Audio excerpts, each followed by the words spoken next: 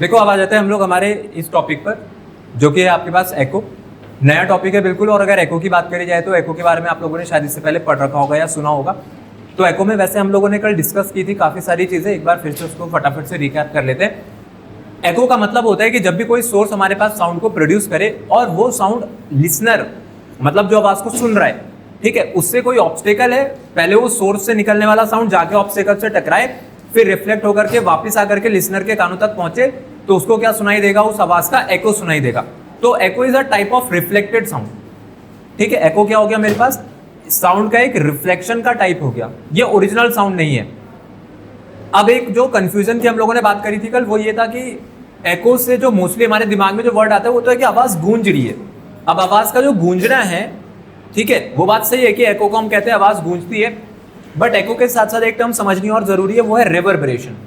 रेवर्बरेशन में क्या होता है? रेवर्बरेशन में ना साउंड परसिस्ट कर जाती है।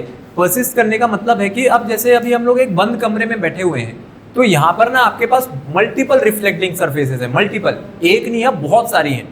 ठीक है, फ्लोर से रिफ्लेक्शन होगा, लेफ्ट राइट वॉल से होगा, रूफ से होगा, बैक वॉल से होगा, और उनमें भी जरूरी नहीं है कि जो साउंड रिफ्लेक्ट हो रहा है पहले वॉल से रिफ्लेक्ट हुआ, फिर वहां पहुंचा, फिर यहां पहुंचा, फिर मेरे कानों तक आया। कोई एक ऐसा होगा जो वहां से टकरा के वहां जाएगा, फिर मेरे कानों तक आएगा, तो वो एक ही साउंड है, पर ये मल्टीपल रिफ्लेक्शन फेस करके परसिस्ट कर रहा है। परसिस्ट करने का मतलब है वही जमा हुआ है, वही बना है और आकर के मेरे कानों तक पहुंच रहा है, तो दैट इज नोन एज रेवर्बरेशन। ठीक है, तो रेवर्बरेशन जो होता है वो परसिस्टेंस ऑफ साउंड का आपके पास एक फिनोमिना है, एक एग्जांपल है। But what do you mean by echo? Echo का मतलब होता है जब सोर्स मेरे पास साउंड प्रोड्यूस करे और रिफ्लेक्शन के बाद वो साउंड वापस आकर के आप ही को सुनाई दे जाए, तो उसको हम लोग क्या कहते हैं? यहाँ पर एको कहते हैं। एको होने के लिए मेनली आपके पास दो कंडीशन होती है। पहला तो ये होता है कि आपकी जो साउंड है वो एब्जॉर्ब नहीं होनी चाहिए, क्योंकि sound is a type of energy. अगर आपके मीडियम ने सारी एनर्जी एब्जॉर्ब कर ली तो एको कभी नहीं हो सकता। एको वहीं पर होगा जहां पे सारी साउंड एनर्जी एब्जॉर्ब ना हो। दूसरी कंडीशन एको के लिए होती है कि आपके पास मीडियम ऐसा होना चाहिए जो कि रिफ्लेक्टिंग हो, एब्जॉर्बिंग मीडियम ना हो, रिफ्लेक्टिंग मीडियम हो। तो पहली बात तो ये होता है कि अगर आपने बोला कि मेरे पास जो साउंड है, हो सकता है आपके पास साउंड यहाँ पर प्रोड्यूस करी सोर्स ने, और सोर्स से आपने कोई यहाँ पर अपने पास ऑब्स्टेकल रख दी। ठीक है, ये ऑब्स्टेकल क्यों रखी है? जिससे कि जाकर के मेरे पास वो साउंड वेव टकराएगी। और आपने बोला कि भाई सोर्स से पहले यहाँ तक गई, फिर उसके बाद टकरा करके वापस यहीं पर पहुंची, और जो सोर्स है, सोर्स पे लिसनर खड़ा है, मतलब आप ही हो। ठीक है, आप ही बोल रहे हो और आप ही अपना साउंड सुन रहे हो। तो मैंने बोला इसने डी डिस्टेंस ट्रैवल करी यहाँ से यहाँ तक, तो आप मेरे को बता सकते हो टोटल डिस्टेंस कितना ट्रैवल करा होगा आपकी साउंड वेव ने? 2D। और स्पीड ऑफ साउंड, अगर आप एयर में कर रहे हो एक्सपेरिमेंट, तो मैं किससे डिवाइड कर दूंगा यहाँ पर? उसके साउंड की स्पीड से, दैट इज v। तो ये जो 2D/v किया गया है, 2D/v को समझो, क्योंकि आपको न्यूमेरिकल में हेल्प करेगा।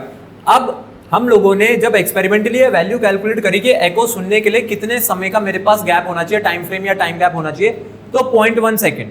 ठीक है, minimum time required to hear an echo is 0.1 second. तो टाइम जो होता है ना, आपको टाइम हमेशा ध्यान रखना है एको के लिए, कि एको के लिए टाइम कितना रहता है मेरे पास? 0.1 सेकेंड का रहता है। तो भाई ये काम करा कि एक्सपेरिमेंटली वैल्यू 0.1 निकाल दी, अब 0.1 की मल्टीप्लाई किससे करा दी? स्पीड ऑफ साउंड से। स्पीड ऑफ साउंड कितना होता है अपने पास? 340। ठीक है, तो 2D का ये 2 इसके नीचे चला जाएगा, तो D की वैल्यू कैसे आई? 340 इंटू 0.1/2, तो आंसर कितना आ गया? 17 मीटर। इससे हमें पता चला था कि कम से कम आपके पास जो वो ऑब्जेक्ट है जिससे टकरा करके साउंड आपके कानों तक पहुंचेगा, वो कितना दूर होना चाहिए? आपके पास 17 मीटर दूर होना चाहिए। Distance is equals to speed into time. Speed into time कर देंगे तो डिस्टेंस आ जाएगा। कितना डिस्टेंस ट्रेवल कर रही है आपकी वेव? 2D किस स्पीड के साथ ट्रेवल कर रही थी? 340। और कितना समय लग रहा था? 0.1 सेकेंड का। तो यहीं से D की वैल्यू निकाली गई, तो D की वैल्यू कितनी आ गई? 340 इंटू 0.1/2। ये 0 से 0 कटा, 2 से 34 कटेगा 17 बार, तो D की वैल्यू आ गई 17 मीटर। यहां से पता चला कि भाई मिनिमम डिस्टेंस कितना होना चाहिए एको सुनने के लिए? 17 मीटर। ये है कहानी। अब आप इसको समझो। मैंने आपको यहाँ पर जो सिनेरियो बताया है, भाई इस पे सभी बच्चे ध्यान देंगे, बहुत इंपॉर्टेंट चीज है। क्वेश्चन आएगा आपके पास, अगर ये सोर्स है ना, तो आपका दिमाग इतना ही बंद कर देगी बुक कि आपको लगेगा कि साउंड वेव बस ऐसे ही जा सकती है। ऐसा नहीं होता है। अगर यहां पर भी एक ऑब्स्टेकल लगी है और ये भी 17 मीटर ही दूर है, तो साउंड पीछे भी तो गया होगा, तो वो यहां से भी टकरा के जब आएगा तो यहां से भी एको देगा और फ्रंट से भी एको ही मिलेगा। दो जगह से एको हो रहा है। जब जब गोली चलाई जाएगी, सोचो यहाँ से किसी ने अपने पास बुलेट फायर करी, अगर यहाँ से गोली चली, किसी ने गन फायर करा, तो बुलेट की आवाज बहुत तेज होती है जब गन फायर होती है। तो वो जो गन फायर है, वो गन फायर का साउंड एक बार यहाँ से टकरा के भी वापस आएगा और यहाँ से पीछे से भी टकरा करके वापस आ सकता है। आ रही है बात समझ में? तो साउंड में इंटेंसिटी इतनी होनी चाहिए कि भाई वो इस डिस्टेंस को ट्रेवल कर ले, कि टकरा के वापस आ सके, तो देन आपके पास एको दोनों जगह से होगा। सिंपल चीज है, कोई बड़ी बात नहीं, आपके डेली लाइफ का केस है ये। फिजिक्स है, फिजिक्स को समझो। जब आप डायग्राम पढ़ते हो तो बुक्स में जो डायग्राम बने हुए होते हैं, तो वहां पर अपने पास उसको इस चीज से कंपेयर करा करो कि आप वहां पे खड़े हो, नहीं तो आपका दिमाग जो है वो काम करना बंद कर देगा। आपको लग रहा है कि डायग्राम में एरो बना हुआ है तो साउंड बस सीधी जा सकती है, ऐसा थोड़ी होता है। अगर ऐसा होता तो मेरी बात वही बच्चा सुन सकता जो बिल्कुल मेरे सामने बैठा है। इधर इधर या पीछे कोई है तो उसको तो कभी साउंड ही ना सुनाई देता। तो साउंड तो आपके पास हर डायरेक्शन में जा रहा है, मल्टी डायरेक्शनल में वो आपके पास ट्रैवल कर रहा है। देखो बात ये होती है कि जो 17 मीटर वहां पर आपके पास आंसर निकल करके आया एको के लिए, बात ये है कि अगर 17 मीटर ना होती डिस्टेंस तो क्या होगा। अब प्रॉब्लम ये होगी कि जो आपका ओरिजिनल साउंड है ना, आपका ओरिजिनल साउंड और रिफ्लेक्टेड साउंड एक दूसरे के साथ मिक्स होने लग जाएंगे, ठीक है। क्योंकि जब आप कोई भी चीज बोलते हो ना, जब आप कोई भी चीज बोलते हो तो आपके कानों में सिर्फ 0.1 सेकंड तक बनी रहती है, मतलब ओरिजिनल जो साउंड है, उसके बाद वो गायब हो जाती है। तो मतलब उसके बाद जो मैं साउंड सुनूंगा वो कौन सा साउंड होगा, आपके पास एक नया साउंड होगा। पर उसके लिए डिस्टेंस कितनी है भाई, उस नए साउंड को सुनने के लिए, जो आपके पास रिफ्लेक्टेड साउंड को सुनने के लिए 17 मीटर। अब आपने डिस्टेंस 17 मीटर से कट करके कम कर दी, तो होगा क्या, अभी तो आपके कान से ओरिजिनल वॉइस जो आपने बोली है ना वही बनी हुई है, और उसके बाद जो आप साउंड सुन रहे हो वो भी आ गया एक साथ, तो ये प्रॉब्लम क्रिएट कर देगा। तो वो मिक्स हो गए एक साथ। तो जो परसिस्टेंस है साउंड का हमारे कानों में, वो कितनी देर के लिए बना है, 0.1 सेकंड के लिए। तो इतना गैप होना चाहिए 0.1 सेकंड का, नहीं तो आपको नया साउंड, ठीक है, जो कि after reflection which is known as echo सुनाई दे रहा है, और जो आपका ओरिजिनल साउंड था वो पहले से अभी वही बना हुआ है, वो दोनों मिक्स होने लग जाएंगे। आई बात समझ में? तो एको सुनने के लिए इसलिए क्या बताया गया है, 17 मीटर का आपको बताया गया है। अब आते हैं उस बात पर जो कि आपके माइंड में करता है confusion, which is known as reverberation. अब रिवर्बरेशन कब होता है, जब आपके पास एक ही साउंड मल्टीपल टाइम रिफ्लेक्ट हो, ठीक है। देखो मल्टीपल टाइम्स कैसे रिफ्लेक्ट होता है, आप लोग जब मूवी थिएटर में जाते हो तो मूवी थिएटर आप लोगों ने देखा हुआ है,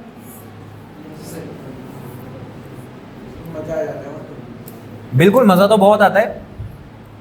जैसे आपके पास ये वो वाला पार्ट है जहां पे मैं कहता हूं स्क्रीन लगी हुई है, ठीक है। कोई अपने पास सबसे आखिरी में बैठा हुआ होगा, अगर वो सबसे आखिरी में भी बैठा हुआ है आपका ये जो ऑब्जर्वर, जो लिसनर है मेरे पास, तो स्पीकर्स तो यहीं पे होते हैं, फ्रंट में लगे होंगे, ठीक है। अगर यहाँ पे फ्रंट में स्पीकर लगे हुए हैं तो पहले क्या होगा, पहले यहाँ से साउंड निकली है, यहाँ पे जाके टकराएगी, फिर हो सकता है ये इसके कानों तक पहुंचे, फिर यहाँ पर एक साउंड इस दीवार पर टकराएगा पहले, फिर इसके कानों तक पहुंचेगा, फिर हो सकता है साउंड पहले पीछे वाली दीवार पर टकराए और फिर उसके बाद कहां पर पहुंचे, मेरे लिसनर तक। तो अभी तो प्रॉब्लम है। क्यों है प्रॉब्लम? क्योंकि आपके पास जो साउंड है वो क्या कर रही है, वो मल्टीपल रिफ्लेक्शन फेस कर रही है। और अभी तो इसमें हमने वो केस इमेजिन ही नहीं किया कि पहले साउंड निकला, पहले इस वॉल से टकराया, राइट वाली वॉल से टकराया, फिर बैक वॉल से टकराया, फिर रूफ से टकराया और फिर इसको सुनाई दे गया। तो यहां पर टोटल ना इसने 3 रिफ्लेक्शन फेस कर लिया, टोटल 3 रिफ्लेक्शन, सिंगल रिफ्लेक्शन भी नहीं, 3 रिफ्लेक्शन। अगर इस तरीके का कभी भी कोई फिनोमिना इफेक्ट बनता है तो उसको हम लोग क्या कहते हैं, रिवर्बरेशन। तो reverberation is caused due to multiple reflections of the sound. आई बात समझ में? जो कि मूवी थिएटर्स में होता है। इसलिए मूवी थिएटर्स जो होते हैं, या आप लोगों ने स्टूडियोज में भी देखा होगा, जो वॉल होते हैं ना उसमें छोटे छोटे होल हो रखे होते हैं, तो असलियत में वो हमारे पास साउंड प्रूफिंग पैनल्स होते हैं, तो उसमें होल्स कर देते हैं। ये एक्विस्टिक फोम्स हैं, ये साउंड को एब्जॉर्ब कर पाते हैं, बट ये स्टूडियो इफेक्ट नहीं दे पाएंगे आपको। ये तब दे पाएंगे अगर हम ये पूरा जो रूम है ना, इस पूरे रूम में हम लोग सिर्फ एक्विस्टिक फोम्स बिछा देंगे। वो जो आप जब स्टूडियो में एंटर करते हो ना, आपने एक चीज नोटिस करी होगी कि आपके जो कान है ना, उसको ऐसा लगता होगा कि यार मेरे को कुछ सुनाई नहीं दे रहा है, बहुत अजीब सा फील होता है, एंजाइटी टाइप होने लगती है। रीजन ये होता है कि वो लोएस्ट फ्रीक्वेंसी जो होती है ना, उसको भी कट कर दिया उसने। क्योंकि अगर आपके आसपास कोई नहीं भी बोल रहा ना, तो हवा की आवाज है, बाहर गाड़ी चल रही है उसकी आवाज है, कोई खटर पटर हो रही, कोई नॉइज हो रहा उसकी आवाज है। बट जब आप स्टूडियो के अंदर हो ना, तो पहली बात तो कोई बोल तो रहा नहीं, प्लस वहां अगर हवा की आवाज है वो भी एब्जॉर्ब हो गई, बाहर कोई नॉइज है वो भी एब्जॉर्ब हो गया, तो वहां पे जीरो साउंड है, एम्बियंट साउंड जीरो कर दिया उसने। तभी आपके कानों को बहुत अजीब लगता है कि मैं कहाँ आ गया। देखो यहाँ पे देखो, अभी ताजमहल जैसे हो गया आपके पास, या सिकंदरा फोर्ट हो गया, आपने टूम्स देखे होंगे। तो जो टूम्स होते हैं, एक तो इनका स्ट्रक्चर जो अपने पास वो स्फेरिकल है, ठीक है, और बहुत बड़ा उन्होंने स्पेस वहां पर ऑक्यूपाई किया, तो वहां पर क्या होता है, वहां पर आपको रेवर्बरेशन फील होगा। हो सकता है कि आपको लगे वो एको है, बट वो एको नहीं है, वो क्या है मेरे पास रेवर्बरेशन, क्योंकि वहां पर साउंड ने मल्टीपल रिफ्लेक्शन फेस करें आपके कानों तक पहुंचने से पहले। ठीक है, तो अगर मेरे को एको सुननी है तो इतनी बात समझ आई, एको सुनने के लिए कितना होना चाहिए मिनिमम डिस्टेंस, 17 मीटर का होना चाहिए। सेकंड पॉइंट पे ये है कि जो रिफ्लेक्टर का साइज है ना, रिफ्लेक्टर मतलब जैसे वॉल है, अब वॉल का साइज तो बहुत बड़ा है ना, आपको दिखाई दे रही है। अब जो आपके पास वेवलेंथ है, ठीक है, वेवलेंथ किस में होगी, वेवलेंथ नैनोमीटर में होती है, 500 नैनोमीटर, 600 नैनोमीटर, नैनो का मतलब होता है 10⁻⁹। तो अब वो चीज तो आपको दिखाई नहीं दे रही ना, तो कहां नैनोमीटर और कहां आपके पास वॉल के साइजेस जो मीटर्स एंड फीट्स में होते हैं, ठीक है, तो उसका तो कोई कंपैरिजन ही नहीं है। तो आप ये नहीं कह सकते हो कि मेरे पास जो साउंड, जैसे आपकी साउंड वेव है, अगर वो किसी डस्ट पार्टिकल से भी रिफ्लेक्ट हुई है, तो डस्ट पार्टिकल का भी साइज साउंड वेव से तो ज्यादा ही है। आई बात समझ में? तो रिफ्लेक्टर का जो साइज है वो वेवलेंथ से ज्यादा होना चाहिए। लेकिन मोस्ट इंपॉर्टेंट चीज, अब ऐसा हुआ कि भाई आपने ये गैप भी मेंटेन करा दिया, कितने मीटर का गैप बोला था हम लोगों ने, 17 मीटर का। आपका सोर्स यहाँ पे है, आपने बोला भाई मैंने 17 मीटर पे रखा हुआ, पर मैं एको नहीं सुन पा रहा, तो क्या रीजन रहा होगा इसके पीछे? इसके पीछे रीजन ये है कि साउंड ट्रैवल करके पहुंच तो रही, पर वो ना यहीं पे अपनी एनर्जी लूज करके खत्म हो गई, क्योंकि जब साउंड एयर में ट्रैवल करता है तो वो एनर्जी भी डिसिपेट करता है। ऐसा तो होगा नहीं यहाँ पे जितनी एनर्जी लेकर के चला 100% की, तो उसके बाद भी इस पे 100% की एनर्जी हो, जैसे जैसे ट्रैवल करता रहेगा एनर्जी लूज करता रहेगा, टकराएगा तो वहां भी एनर्जी लूज कर दी होगी इसने। तो पहली बात है कि साउंड पे इंटेंसिटी इतनी इनफ होनी चाहिए थी कि आफ्टर रिफ्लेक्शन वो आपके कानों तक पहुंचे। तो अगर आप बहुत फुसफुसा के बात कर रहे हो, हल्के हल्के बात कर रहे हो, वहां पे कोई एको नहीं होगा। एको कब होगा? जब आप चिल्लाओगे, जब आप तेज से बोलोगे, तब आपको जो एको है वो सुनाई देगा, बिकॉज उस वक्त साउंड की इंटेंसिटी मेरे पास बढ़ जाती है, मींस साउंड वेव से हायर एनर्जी के साथ ट्रैवल कर रही है, जो कि रिफ्लेक्शन के बाद भी इतना अपने पास एनर्जी रखेंगे कि टकराने के बाद आपके कान तक पहुंच जाए और आपको एको वहां पर सुनाई दे। तो ये होता है अपने पास इंटेंसिटी वाला चीज की कैसे इंटेंसिटी अपने पास इफेक्ट कर सकती है एको। एको की जो एप्लीकेशन है, पहली बात तो आपको ध्यान रखना है कि एको की जो एप्लीकेशन है वो आपको सबसे पहले किसमें समझा रहे हैं यहाँ पर, in the form of ultrasonic waves.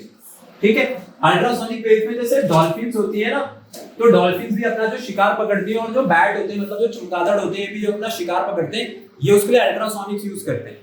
ठीक है, तो वो साउंड जो है वो टकरा करके वापस जो है इन तक आया, तो भाई उसने साउंड प्रोड्यूस करा, रिफ्लेक्शन के बाद इनके कानों तक वापस पहुंचा, तो इनको तुरंत पता चल जाएगा कि ये जो मेरा जो प्रे है, इसको मेरे को अगर पकड़ना है तो ये कितना दूर था, मतलब जो इनका शिकार है वो इनसे कितना दूर है। सर ठीक है, चलते हुए भी करना पड़ता है सर, वरना कोलाइड कर जाएंगे। हाँ, ऑब्स्टेकल के आइडेंटिफिकेशन के लिए भी ये लोग अपने पास एकोलोकेशन को यूज करते हैं।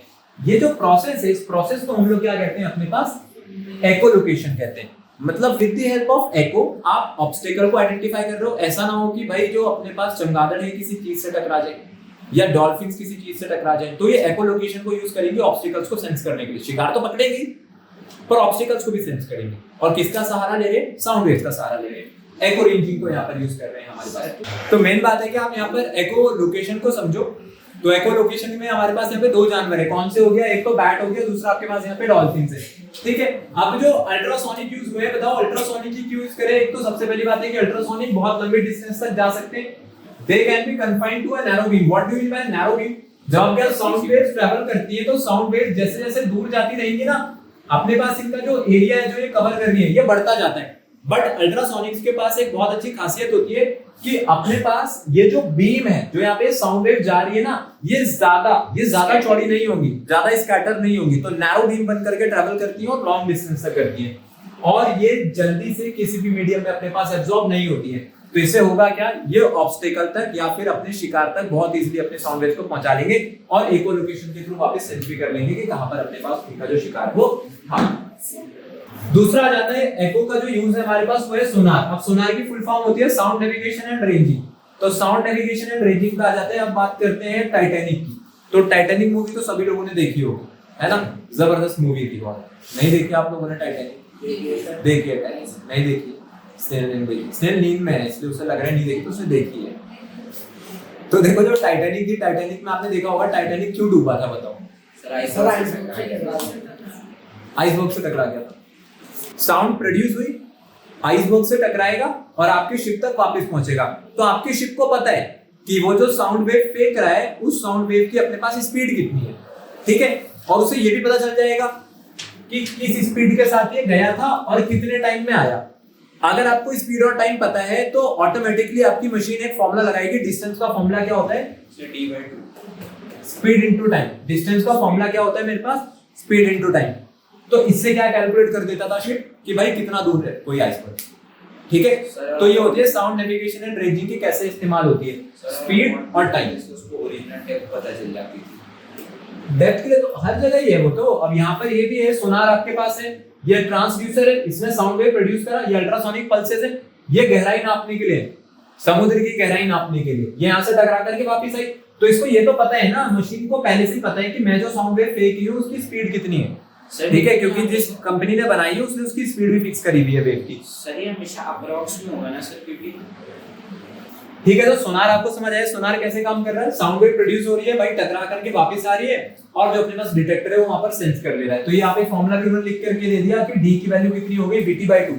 अब देखो d कैसे निकला होगा, यहाँ से यहाँ तक अगर d है तो यहाँ से यहाँ तक भी कितना है अपने पास, ये d है, ठीक है। पूरी डिस्टेंस कितनी हो गई फिर 2d। तो आपकी साउंड वेव ने d और d मिला करके कितना ट्रेवल करा, 2d। किस स्पीड के साथ? v के साथ। कितने टाइम में वापस आया? t टाइम में। तो वो d की वैल्यू आप निकाल देना, तो आपको पता चल जाएगा कि समुद्र की गहराई कितनी है, या फिर मेरे से आगे जो आइसबर्ग है वो कितना दूर है, तो इसके कारण अब आगे कोई भी हादसा ना हो। फिर आपको पता है कि मेडिकल जो फील्ड है, मेडिकल फील्ड्स में भी हमारे पास अल्ट्रासाउंड्स जो है वो यूज होते हैं। डॉक्टर लोग कहते हैं कि जब भी आपके पेट में कुछ दिक्कत है, कहीं पर भी गॉल ब्लैडर में से स्टोन है किसी के, तो वो अल्ट्रासाउंड्स के थ्रू ही पता किया जाता है। तो अल्ट्रासाउंड जो मशीन होती है, अल्ट्रासाउंड का प्रोब होता है, वो आपके पेट पर घुमाया जाता है, वो अल्ट्रासाउंड प्रोड्यूस कर रहा है। अब ना आपके पेट को कोई वाइब्रेशन फील होती है, ना आपको कानों को कोई आवाज सुनाई देता है, बट वो जो अल्ट्रासोनिक वेव्स वहां से निकल रही हैं वो क्या करती हैं, वो आपके ऑर्गन्स, जैसे गॉल ब्लैडर है, गॉल ब्लैडर को पेनिट्रेट करके उसके अंदर जाएंगी। अब वहां पे क्या है, अगर वहां पर मेरे पास कैल्शियम डिपोजिशन हो रखी है जिसको पथरी कहते हैं, तो वो जो पथरी है, पथरी में क्या होता है हमारे पास, जैसे उसका नाम है पथरी मतलब पत्थर, तो वो जो उसके नीचे जो सेडिमेंट डिपोजिशन हो रखी है दैट इज कैल्शियम, जो कि आपके पानी से मोस्टली वहां पे जाकर के या खाने के थ्रू वहां पर जाकर के डिपॉजिट होता है। तो जब वो उससे टकराती है, वो एक सॉलिड मीडियम में टकरा करके वापस आती है आपके प्रोब को, तो तुरंत आपकी प्रोब पहचान लेती है कि अच्छा गॉल ब्लैडर में इतनी दूरी से टकरा करके वापस आया, और साइज भी नाप के दे देती है कि कितने साइज का है। जैसे बताते हैं 4 mm की है, 6 mm की है, किडनी में भी स्टोन होता है, तो वो ऐसे ही नापा जा रहा है, ऑब्स्टिकल सेंस कर रहा है, इसलिए वो ऑर्गन को पेनिट्रेट कर दिया, बिकॉज ऑर्गन क्या है, वो मसल, ठीक है। बट ऑर्गन के अंदर मेरे पास कोई एक सॉलिड इंप्योरिटी डिपॉजिट हो गई थी, ठीक है, जैसे कि हमारे पास स्टोन डिपॉजिशन होती है, पथरी कहते हैं जिसको। तो ये है आपके पास यूजेस, किसके यूजेस हो गए, ये एको के। तो आज हम करने जा रहे हैं इसमें आपके पास एको पे बेस्ड जो क्वेश्चंस हैं, जो भी हम लोग एको पढ़ करके आए थे, उसके बेसिस पे कुछ इंपॉर्टेंट क्वेश्चंस देख लेते हैं। तो आप लोग यहाँ पर मेनली अब समझना कि एको का जो क्वेश्चन अगर वो आपके पास आ जाएगा तो कॉन्सेप्चुअली एको का क्वेश्चन कैसे करना है हम लोगों को। और अगर देखा जाए तो इस टॉपिक से हमारे पास स्पेशली अगर मैं बोलूँ तो न्यूमेरिकल्स आते हैं एग्जाम में, ठीक है। सबसे पहला वाला क्वेश्चन कर रहे हैं, सबसे पहले सबसे बेसिक क्वेश्चन उठाया है। अगर आप इस क्वेश्चन में देखोगे तो क्वेश्चन में लिखा हुआ है कि कोई लड़का है अपने पास जो कि खुद की ही वॉइस सुन रहा है फ्रॉम अ डिस्टेंट हिल। अब डिस्टेंट हिल का मतलब क्या हो गया कि जो पहाड़ है वो अपने पास उससे थोड़ा सा दूर है, ठीक है। और इसके लिए उसको कितना टाइम लगा इस आवाज को सुनने के लिए? 1 सेकेंड लगा। सबसे पहली चीज तो ये होती है, आप जब भी कोई न्यूमेरिकल सॉल्व करो तो आप अपनी गिवन वैल्यूज को लिखो पहले, क्योंकि जब आप गिवन वैल्यूज लिखोगे तो आपको उससे ही पता चल जाता है कि आपको फॉर्मूला कौन सा यूज करना है। ये किसी भी न्यूमेरिकल को करने के लिए हमारे पास अप्रोच होती है, ठीक है। सबसे पहले क्या लिखेंगे, यहाँ पर हमारी गिवन वैल्यूज लिखेंगे। अब अगर मैं गिवन वैल्यूज को देखूं तो गिवन वैल्यू में मेरे को टाइम दे रखा है 1 सेकंड का लग रहा है, और उस तक जो साउंड पहुंच रहा है क्योंकि वो एयर के थ्रू ट्रेवल कर रहा है, तो उन्होंने कहा कि एयर में जो टाइम जो स्पीड है साउंड की वो कितनी है मेरे पास, 350 मीटर पर सेकेंड, ठीक है। कितना दे रखा है आपको यहाँ पर स्पीड ऑफ साउंड? 350 मीटर पर सेकेंड दे रखी है। तो आपसे पूछ रहे हैं कि वो जो लड़का है वो उस हिल से कितना दूर था अपने पास। देखो आपके पास अब ये जो लड़का यहाँ पे खड़ा हुआ है, आपने बोल दिया कि ये मेरे पास वो एरिया हो गया जो कि हिल है, ठीक है, ये मेरे पास हिल वाली एरिया है। अब इसकी जो भी डिस्टेंस रही हो, अगर मैं कहता हूं कि ये यहां से कितना दूर है अपने पास, ये d डिस्टेंस दूर है, तो आपको भी पता है कि पहले क्या होगा, पहले ये बोलेगा, तो जब ये बोलेगा तो पहले इसकी साउंड हिल तक जाएगी और फिर हिल से टकराने के बाद वापस इसको फिर से सुनाई देगी, ठीक है। ये साउंड का ये सोर्स था, इसकी आवाज यहां से निकली, कहां पे जाके टकराई, अपने पास हिल पे जाकर के टकराई, और वहां से बाउंस बैक करके इसको इन द फॉर्म ऑफ एको अपने पास सुनाई देगी। तो मुझे बताओ टोटल डिस्टेंस कितना ट्रेवल करा आपकी जो साउंड थी वहां पर, क्या उसने 2D डिस्टेंस आपके पास ट्रेवल करके दी है? यही हम लोगों ने एको पढ़ते हुए पढ़ा भी था। तो आपके पास उसी के बेसिस पे जब इसका आंसर हम लोग बनाएंगे तो आपको क्या करना है, एक बहुत सिंपल फॉर्मूला यूज करना है कि जो डिस्टेंस होता है, पहले मैं यहां पे लिख देता हूं, distance travelled by sound wave, ठीक है। और वो भी कैसा डिस्टेंस अपने पास, टोटल डिस्टेंस। कितना ट्रेवल करेगी आपकी साउंड वेव यहां पर, टोटल डिस्टेंस 2d ट्रेवल करेगी। और अगर मैं कहूं तो डिस्टेंस का फॉर्मूला जो है वो क्या होता है, क्या डिस्टेंस आपके पास स्पीड इनटू टाइम होती है। कितना डिस्टेंस ट्रेवल करा है आपकी साउंड वेव ने, 2d का डिस्टेंस ट्रेवल करा, क्योंकि पहले वो हिल तक गई, हिल से टकराने के बाद वापस उसके पास पहुंची इन द फॉर्म ऑफ एको, ठीक है। इन द फॉर्म ऑफ एको उसको वो बाद में वहां पर अपने पास सुनाई दे गया। तो ये जो 2d है ये स्पीड इनटू टाइम के जब इक्वल करेंगे तो स्पीड आपको 350 दे रखी थी और टाइम कितने सेकंड का दे रखा है, 1 सेकंड का। तो d की वैल्यू हो गई यहां से 350/2। जब इसको हम लोग कैंसिल कर देंगे तो ये आंसर कितना निकल करके आ गया यहां से 175 मीटर। इसका मतलब ये जो लड़का है ये अपने पास इस हिल से कितना दूर खड़ा हुआ था, ये 175 मीटर दूर खड़ा हुआ है, ठीक है। सिंपल क्वेश्चन है, कोई बड़ी बात नहीं है, ठीक है। नॉर्मल सा क्वेश्चन है। अभी पहला क्वेश्चन इसलिए ऐसा कर रहे हैं ताकि आप लोग फेमिलियर हो जाओ यहां पर कि ये जो क्वेश्चन हमारे पास उनका आपको आंसर जो है वो किस तरीके से देना है, ठीक है। अब आगे बढ़ते हैं, थोड़ा सा लेवल और बढ़ाएंगे क्वेश्चन का। ये तो हमारे पास था पहला क्वेश्चन। देखो ये वाला क्वेश्चन देख लो आप लोग। अब एक क्वेश्चन है जिसमें लिखा हुआ है कि कोई लड़का है अपने पास जो कि किसी बहुत ऊंची दीवार से ना 60 मीटर आगे खड़ा है। तो इन्होंने पहले ही बता दिया कि भाई आपके पास ये जो वॉल है, इस वॉल से इस लड़के की जो अपने पास डिस्टेंस है वो कितने मीटर की है, कितना दूर खड़ा हुआ है, यहां से 60 मीटर दूर खड़ा हुआ है, ठीक है। ये 60 मीटर दूर है, ये आपकी वो वॉल थी। अब ये कह रहे हैं कि ये क्या कर रहा है, ये ना क्लैप कर रहा है इसके आगे। अब जब क्लैप कर रहा है तो ताली बजाने पर वहां पर उसको अपना ही प्रोड्यूस किया हुआ जो साउंड है वो दोबारा सुनाई दे रहा है। तो मतलब सोर्स भी यही है और लिसनर भी यही है। तो जब ये क्लैप कर रहा है तो हर क्लैप के बाद कह रहे हैं कि एक एको इसको सुनाई दे रहा। लेकिन उसके साथ साथ एक लड़का और था जो कि पहले क्लैप में, another boy finds that the time taken between first and 51st clap is 18 second, ठीक है। जो अपने पास दूसरी चीज थी, किसी लड़के ने नोटिस किया कि जो पहला क्लैप हुआ और जो 51st क्लैप हुआ उन दोनों के बीच में कितनी टाइम का डिफरेंस था, 18 सेकेंड, ठीक है। मतलब उसने टोटल 50 बार क्लैप किया होगा, ठीक है। फर्स्ट क्लैप और उसके बाद 51st क्लैप, जब वो टोटल अपने पास 50 बार क्लैप कर जाएगा उसके बाद एक 51st क्लैप होगा, तो वहां पर कितना टाइम लगेगा उसको टोटल इसके लिए अपने पास 18 सेकंड लगेंगे। आपसे कह रहे हैं कि हमें बताओ स्पीड ऑफ साउंड कितनी रही होगी। तो भाई पहले मुझे बताओ कि टोटल डिस्टेंस कितना ट्रेवल करना पड़ेगा यहां पर। बिल्कुल, टोटल डिस्टेंस जो ट्रेवल करेगी आपकी साउंड वेव वो कितना ट्रेवल करेगी, 120 मीटर,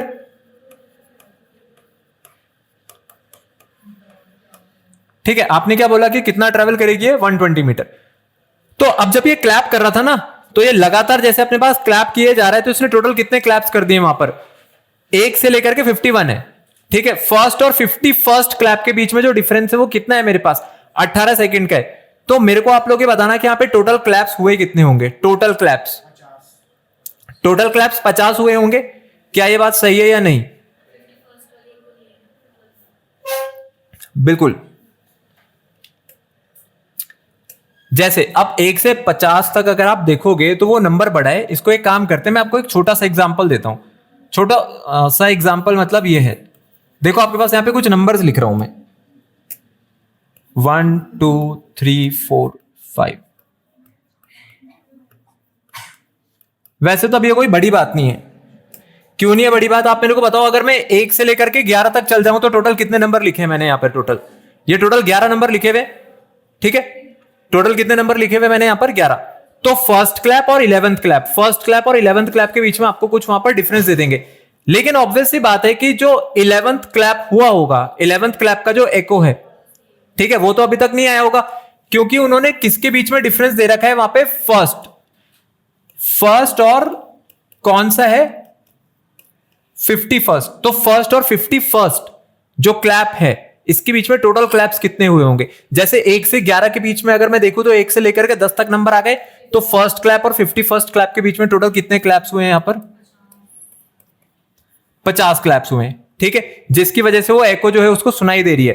तो फर्स्ट क्लैप और उसके बाद वो 51st क्लैप हो रहा है। तो जो टोटल क्लैप्स है 1 से लेकर के 50 तक क्लैप जो हुए हैं जिसके कारण उसको एको सुनाई दी है, तो उसी को हम यहां पर फॉर्मूले में पुट करेंगे। तो अब यहां पर जो फॉर्मूला है वो फॉर्मूला आप लगाओगे कैसे, क्या यूज किया जाएगा उसके लिए? डिस्टेंस के लिए हम लोग क्या यूज करते थे? स्पीड इनटू टाइम, ठीक है, distance equals to speed into time करते हैं। लेकिन उन्होंने आपको यहां पर जो टाइम इंटरवल दे रखा है, कोई मेरे को बताएगा कि यहां पर टाइम इंटरवल का क्या यूज है? क्यों करेंगे इसको 18/50 क्यों लेंगे, क्या रीजन है? बिल्कुल 50 क्लैप्स के लिए टोटल कितना टाइम लग रहा है? 18 सेकेंड। 50 क्लैप्स का जो एको है, 50 क्लैप्स के इको के लिए कितना टाइम लगा आपको? 18 सेकेंड लगे। तो अगर मैं एक क्लैप के लिए निकालूंगा तो कितना आएगा? 18/50 सेकेंड। ये आपको पता है किस चीज का निकाला है हम लोगों ने? ये क्या निकाला है? ये क्या चीज है 18/50 सेकेंड? ये क्या है? ये टाइम है। For what? To heard an echo of a clap. कि अगर वो सिर्फ एक बार क्लैप करता ना, सिर्फ एक क्लैप अगर करता तो उसको कितना टाइम लगता उस एको को सुनने में। क्योंकि इन्होंने जो एक क्लैप के लिए नहीं दिया, इन्होंने क्या बोला? इन्होंने फर्स्ट क्लैप और 51st क्लैप। तो पहले क्लैप और 51वें क्लैप के बीच में 18 सेकंड लग रहे हैं। तो इसका मतलब उसने टोटल 50 क्लैप्स किए थे, ठीक है, टोटल वहां पर 50 क्लैप्स थे। तो मैं निकालूंगा एक क्लैप के लिए कितना टाइम लगेगा, 18/50 सेकंड। मिल गया आपको आपका वो टाइम जो कि एको को सुनने के लिए जरूरी था। डिस्टेंस के फॉर्मूले पर आ जाते हैं। डिस्टेंस का फॉर्मूला क्या होता है हमारे पास? स्पीड इंटू टाइम होता है। क्या स्पीड गिवन है हमें? क्या नहीं, स्पीड हम लोगों को निकालनी है। और डिस्टेंस कितना था हमारे पास? 120। तो जब आप यहां से v की वैल्यू कैलकुलेट करोगे तो यहां से v की वैल्यू कितनी आ जाएगी मेरे पास? 120 इंटू 50/18, ठीक है। तो जब आप इसको सॉल्व करोगे तो इसको सॉल्व करने पे आपको आपका आंसर जो है वो मिल जाएगा। ये आ रहा है हमारे पास 1000/3। और अगर 1000/3 किया जाए तो 1000/3 कितना होता है? 333.33, ठीक है। अभी ऐसे ही चलता रहेगा। तो ये हो गया मेरे पास इस क्वेश्चन का आंसर। 333 लिख देंगे। 333 लिख के अगर आप देखोगे तो बुक में भी शायद इसका आंसर 333 दे रखा है। उससे कोई फर्क नहीं पड़ता। अगर आप 333.33 लिख रहे हो तो ऐसा मत समझना आप लोगों ने गलत किया है, सही किया हुआ है वो, ठीक है। बट क्वेश्चन समझ आया यहाँ पर? फर्स्ट क्लैप और 51st क्लैप। तो पहला क्लैप और 51st क्लैप के बीच में टोटल टाइम कितना लगा उसको? 18 सेकेंड लगे। आई बात समझ में? तो टोटल क्लैप्स, जैसे यहां पर पहला नंबर है और ये आपके पास 11वां नंबर है। पहला नंबर और 11वां नंबर है, तो इसके बीच में टोटल नंबर कितने हैं? ये 10। तो आपको पहले से 11वें नंबर तक जब आप पहुंचे तो आपने कितने नंबर अपने पास यहां पर पूरे कंप्लीट कर दिए थे? 10 नंबर। जब आप पहले से 11वें पे पहुंचे तो आप टोटल कितने नंबर कंप्लीट करके पहुंचे? 10। तो वैसे वो पहले क्लैप से 51st क्लैप तक पहुंचा तो उसने टोटल कितने क्लैप कर दिए थे? 50, ठीक है। और उसके लिए कितना समय लगाया था? 18 सेकंड। ये यहाँ पे इंपॉर्टेंट चीज होती है, ज्यादातर बच्चे गलत यही करेंगे, वो 51 ही यहां पर लेकर के चल लेंगे। ध्यान रहे वो पहले क्लैप से 51वें क्लैप तक पहुंच रहा है। तो क्लैप 50 ही हुए हैं क्योंकि 51वें तक वो पहुंचा है, 51st तक वो पहुंचा है, जिसपे 18 सेकंड का उसको समय लगा करके आया है। देख लो आप लोग ये वाला क्वेश्चन देख लो। अब जो यहाँ पे क्वेश्चन लिखा हुआ है, इस क्वेश्चन में क्या दे रखा है? यहाँ पे दे रखा है कि एक आदमी है जो कि किसी वर्टिकल क्लिफ से क्या कर रहा है? गन फायर कर रहा है। तो उसका जो एको है उसको 3 सेकंड बाद सुनाई दिया। कह रहे on moving closer to the cliff by 82.5 metre he fires again and hears the echo after 2.5 second. तो आपको बताना है कि जो डिस्टेंस है क्लिफ का, ये इसकी इनिशियल पोजीशन से कितना दूर था और स्पीड ऑफ साउंड कितनी है। तो एक काम करते हैं, देखो पहले केस में क्या करते हैं? पहले केस में मैं यहां पर ये जो पोजीशन बना रहा हूं, ये कौन सी पोजीशन हो गई मेरे पास?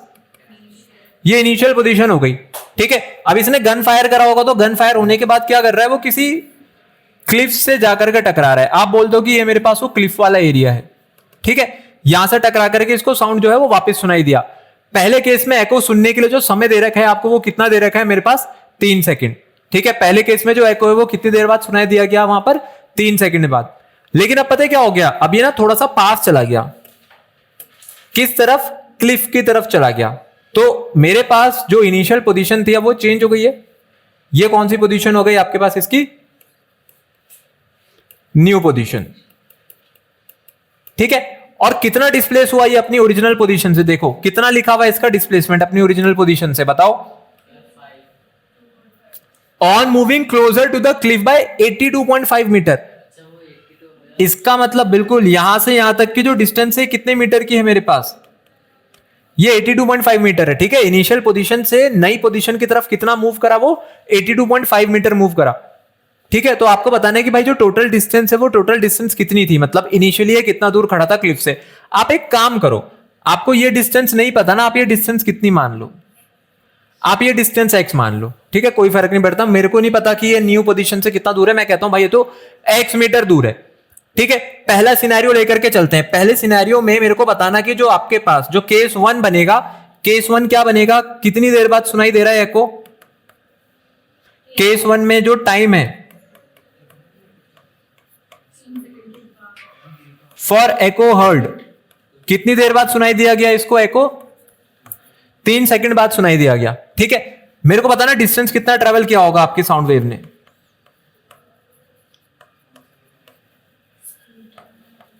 साउंड को टोटल डिस्टेंस कितना ट्रेवल करना पड़ा है एको के लिए, देखो 82.5 प्लस एक्स इतना जाएगा, और वापस भी कितना आएगा 82.5 प्लस एक्स। तो 82.5 प्लस एक्स गया और 82.5 प्लस एक्स अपने पास वापस आया। तो क्या मैं 2 कर दूं, 2 टाइम्स कर दूं किसका, 82.5 प्लस एक्स का, यही करेंगे यहां पर। अब बढ़ते हैं आगे उस चीज पर जिसके ऊपर हम लोग यहां पे लगाते हैं फॉर्मूला। अब आपको जो स्पीड है वो उन्होंने नहीं दे रखी है, कौन सी, कि एयर में इसकी अपने पास स्पीड कितनी होती है। तो वैसे जब एयर में अपने पास साउंड ट्रेवल करता है तो उसकी क्या स्पीड ली जाती है एयर में। अब आप लोग किस चीज में कंफ्यूज हो जाओगे, देखो आप कहोगे यहां पे स्पीड नहीं दे रखी तो मैं फॉर्मूला कैसे लगाऊं। आप मेरे को एक बात बताओ, यहां पे 2 केस दे रखे ना, जब मैं पहले वाले केस से स्पीड निकालूंगा और जब मैं दूसरे वाले केस से स्पीड निकालूंगा, वो स्पीड सेम आएगी अलग अलग आएगी, सेम आएगी, ठीक है। क्यों सेम आएगी, क्योंकि भाई ये पूरा एक्सपेरिमेंट हो हवा में ही रहा है और उसी जगह पर हो रहा है। तो अगर मैं यहां से v की बात करूं, स्पीड का फॉर्मूला क्या होता है, डिस्टेंस अपॉन टाइम, कितना डिस्टेंस ट्रेवल करके गया है, 2 into 82.5 plus X upon time. Time कितने सेकंड का था, 3 सेकंड का। इतना छोड़ दूं इसे अभी यहां पर, आगे बढ़े केस नंबर 2 पर आ जाए। केस 2 में मेरे को बताओ एको सुनने के लिए कितना समय लगा। तो केस 2 में जो टाइम है एको के लिए वो कितना दे रखा है आपको, ये 2.5 सेकंड का दे रखा है, ठीक है। अब आते हैं मेन चीज पर जो कि रहेगी डिस्टेंस। कितना डिस्टेंस ट्रेवल करा आपकी साउंड वेव ने टोटल, मेरे को बताना। अब जो नई पोजीशन है ना, नई पोजीशन से है 2.5 सेकंड। 2.5 सेकंड कहां से है आपके पास, न्यू पोजीशन से। तो x गया और x ही वापस आया, 82.5 को भूल जाएंगे, x गया x वापस आया। तो टोटल डिस्टेंस कितनी ट्रेवल कर दी इसकी साउंड वेव ने, यहां पर 2x कर दी, यही हुआ। अब जैसा कि मैंने आपको बोला भाई स्पीड चेंज नहीं होगी, क्यों नहीं होगी स्पीड चेंज, क्योंकि पूरा एक्सपेरिमेंट एयर में हो रहा है, उसी जगह से तो हो रहा है पूरा एक्सपेरिमेंट, वो आदमी अभी भी वहीं पर है। तो वेलोसिटी या मैं बोलूं स्पीड, इसका फॉर्मूला हम लोग करेंगे डिस्टेंस अपॉन टाइम। फिर से कितना डिस्टेंस ट्रेवल कराना है इस बार, 2x, किस टाइम पे कराना है, 2.5 पे। तो इक्वेशन 1 से और इक्वेशन 2 को दोनों को इक्वेट कर देते हैं। तो फ्रॉम 1 एंड 2 एक काम करा करो, जब भी आपके पास इस तरीके के क्वेश्चन आते हैं, अगर आपको लग रहा है कि भाई मेरे को कैलकुलेशन करनी है, तो कैलकुलेशन हमेशा कहां किया करो, सबसे एंड में, ठीक है। शुरुआत में कैलकुलेशन ना करके सबसे कहां पे करेंगे, एंड में करेंगे क्वेश्चन। आखिरी में अगर देखेंगे तो भाई ये भी वेलोसिटी है, ये भी वेलोसिटी है, दोनों बराबर है, मैं कहता हूं स्पीड है, दोनों बराबर है, तो एक दूसरे के इक्वल कर देते हैं। तो 2 into 82.5 plus X upon 3 is equals to the 2x upon 2.5। क्या ये 2 से 2 कैंसिल हो गया, ठीक है, यहां पर ये 2 से 2 कैंसिल हो जाएगा। अब ये 2.5 जो आप देख रहे हो ये इस तरफ मल्टीप्लाई होगा, फिर ये 3 इधर चला जाएगा। तो 2.5 into 82.5 plus X is equals to 3x।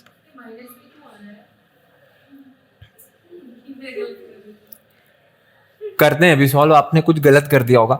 देखो अब आप चाहो तो डायरेक्टली मल्टीप्लाई कर सकते हो, अगर आप डायरेक्ट मल्टीप्लाई नहीं करना चाहते तो आप यहां से डेसिमल हटा दो, ठीक है। जैसे मैं हूं, मेरे को डेसिमल हटा करके सॉल्व करना ज्यादा सही लगता है, तो यहां से डेसिमल हटा देते हैं, काम करते हैं, ठीक है। अब जो ये वाला 10 है, मेरे को बताना ये वाला 10 कहां भेज दूं, उधर भेज दूं क्रॉस मल्टीप्लाई करके 3 के साथ, ये तो अपने पास यहां पर चला जाएगा। तो वो 3x इंटू 10 क्या बन जाएगा, 30x, और इधर क्या कर देंगे, इसका क्या कर लेंगे हम लोग, यहां पर एलसीएम लेकर के सॉल्व कर देंगे। तो बाकी का जो बचा हुआ पार्ट है वो मैं आगे सॉल्व कर रहा हूं, सेकंड वाले उस पर। तो ये बन गया 25 इंटू 825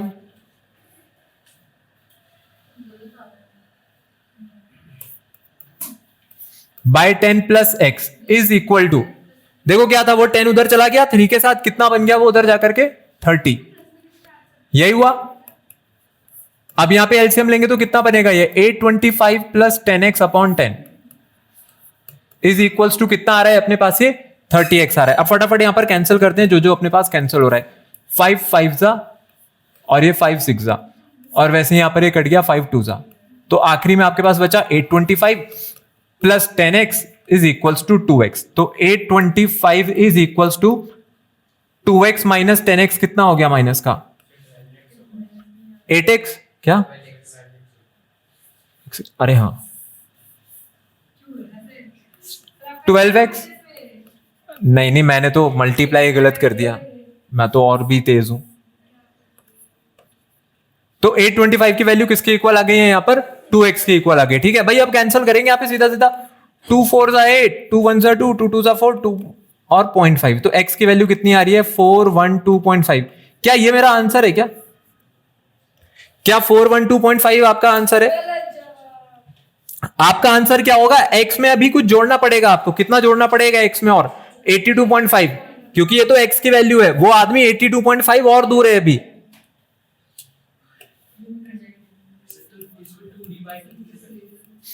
तो total distance of man from initial position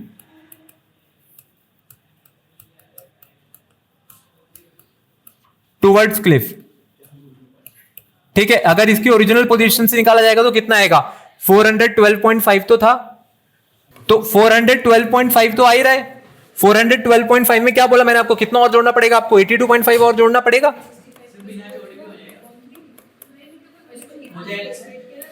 वो आंसर सही थोड़ी आएगा, नहीं नहीं स्पीड ऑफ साउंड तो सेम ही रहेगी ना दूसरी वाली इक्वेशन। 495 मीटर है क्या इसका आंसर? ठीक है 495 मीटर आपके पास आंसर आ रहा है जो कि सही है। क्या कह रहे हो बताओ? ठीक है, ये अपने पास आंसर हो गया। कौन से पार्ट का आंसर हो गया अपने पास? ये ए पार्ट का। अब आपको जो बी पार्ट करना है भाई, बी पार्ट में क्या करना है, बी पार्ट में स्पीड ऑफ साउंड निकालनी है। स्पीड ऑफ साउंड के लिए मैं आपके ऊपर छोड़ता हूं, आप चाहे यहां से निकाल दो, एक्स की वैल्यू पुट कर देना। ठीक है, कितनी एक्स की वैल्यू 412.5 थी, तो 2 इंटू 412.5 डिवाइड बाई 2.5 ऐसा करेंगे तो किसकी वैल्यू आ जाएगी मेरे पास, v की वैल्यू आ जाएगी। तो v की वैल्यू निकालने के लिए आप किसका यूज कर लेना, यहां पर इक्वेशन नंबर 2 का यूज कर लेना, चाहे 1 का। 1 सॉल्व करने में थोड़ी सी बड़ी है, इसलिए कह रहा हूं कि इक्वेशन 2 से निकाल देना, हो जाएगा ये क्वेश्चन। मुझे तो नहीं लगता कि कुछ हार्ड है इसमें, हो जाएगा ये। ठीक है, चलो फिर बाकी आगे अब इसमें करेंगे कल हम लोग इसमें शुरू करेंगे वाइब्रेशंस वाला पार्ट।